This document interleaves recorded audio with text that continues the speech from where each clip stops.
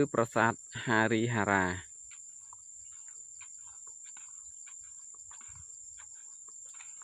ប្រាសាទហារីហារ៉ា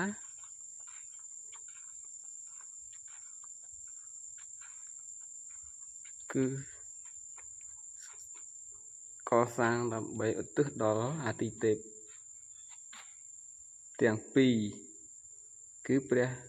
ឥសូរហើយនិងព្រះវិស្ណុ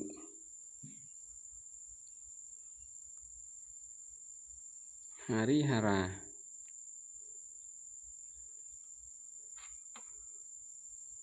ប្រាសាទហារីហារ៉ាស្ថិតនៅក្នុងក្រុមប្រាសាទសម្បូរ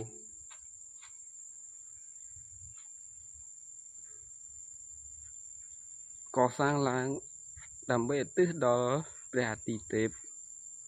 ទាំងពីរគឺហារីហារ៉ាព្រះឥសូរនិងព្រះវិស្ណុក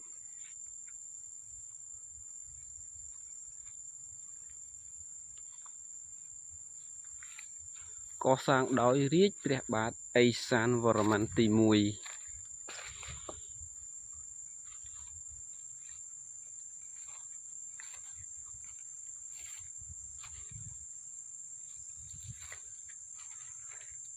សម័យចេនឡា